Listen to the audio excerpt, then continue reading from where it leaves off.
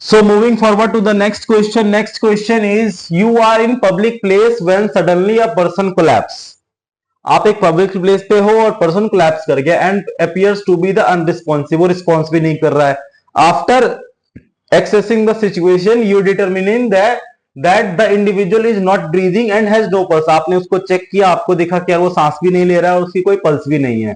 A near by automated external defibrillator, जो automated external defibrillator होता है वो एक्सेसिबल है. तो अब आपका है कि please describe the step by step process you would follow in using the defibrillator to provide appropriate care for the person to distress. Includes key action, consideration and safety measures during the entire process. अब क्या है कि आपने देखा public place पे थे, आपने देखा कि एक पर्सन सडनली कोलैप्स कर गया. अब उसको वो सांस भी नहीं ले पा रहा है और उसकी पल्स भी आपको नहीं मिल रही है और आपके आसपास एक डिफिब्रिलेटर मशीन रखा हुआ है और आपको उस डिफिब्रिलेटर मशीन का यूज करना है उस पेशेंट के ऊपर.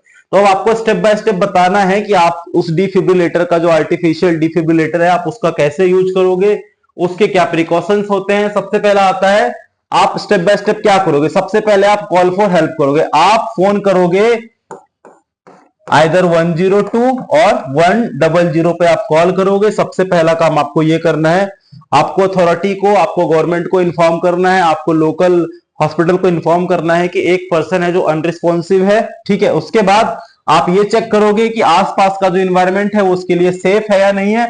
उसके बाद अब तीसरा आता है एक्सेस द पर्सन. आप पर्सन को देखोगे, आप पर्सन को टैप करोगे, पर्सन को हिलाओगे कि वो रिस्पॉन्ड कर रहा है या नहीं कर रहा है. उसके साथ साथ आप ये भी चेक करोगे कि पेशेंट जो पर्सन है वो सांस ले रहा है और उसकी पल्स आ रही है या नहीं आ रही है.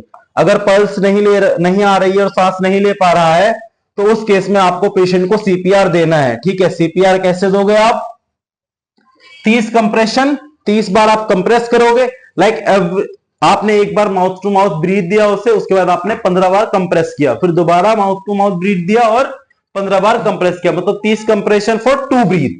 This is the normal process. उसके बाद जो है आपने ये सीपीआर दिया, उसके बाद भी आपको दिखा कि यार पेशेंट रिस्पॉन्स नहीं कर रहा है.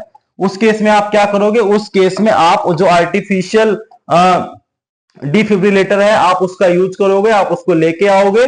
ठीक है, और डिफिब्रिलेटर के ऊपर जो भी इंस्ट्रक्शंस लिखे हुए हैं आप उस इंस्ट्रक्शन को फॉलो करोगे. पेशेंट का जो है चेस्ट उसको प्रिपेयर करोगे. कैसे करोगे, चेस्ट को आप जो कपड़े हैं उसको हटाओगे, अगर चेस्ट में पसीना आया हुआ तो आप उस पसीने को पोंछ दोगे, साफ कर दोगे. उसके बाद आप पैड लगाओगे. ठीक है, एक पैड लगाओगे आप राइट अपर चेस्ट पे, दूसरा लगाओगे left side below the armpit. एक आप यहां लगाया आपने राइट अपर चेस्ट पे और दूसरा लगाया आपने यहां लेफ्ट लोअर साइड पे. ठीक है, यहां पे लगाया आपने और आर्मपिट पे यहां पे एक यहां और एक यहां पे आपने लगाया. उसके बाद आपने वहां पे शॉक दिया, स्टैंड क्लियर किया. कोई ऐसा आपको ये देखना है कि कोई भी बंदा उस पर्सन को टच नहीं कर रहा है. ठीक है, उसके बाद आपने वो शॉक डिलीवर कर दिया. शॉक डिलीवर करने के बाद भी आपको सीपीआर कंटिन्यू देते रहना है तब तक जब तक कि कोई भी मेडिकल हेल्प ना आ जाए. ठीक है, यहां पे आपको ये कंसीडर करना है कि आपको जो आर्टिफिशियल डिफिब्रिलेटर है उसको आपको अच्छे से यूज करना है. उसके सारे प्रॉम्प्ट्स को आपको अच्छे से फॉलो करना है, जो भी चेकलिस्ट है उसको आपको अच्छे से फॉलो करना है. उसके बाद जब आप शॉक और एनालिसिस दे रहे हो तो उस टाइम पे आपको पेशेंट को टच नहीं करना है. ठीक है, और उसके साथ साथ जैसे ही आपका शॉक देना बंद हुआ उस केस में आप उसको पेशेंट को दोबारा से सीपीआर देते हो. इस केस में आपको ये सारे स्टेप्स को फॉलो करना है तब तक जब तक कि मेडिकल टीम नहीं आ जाती.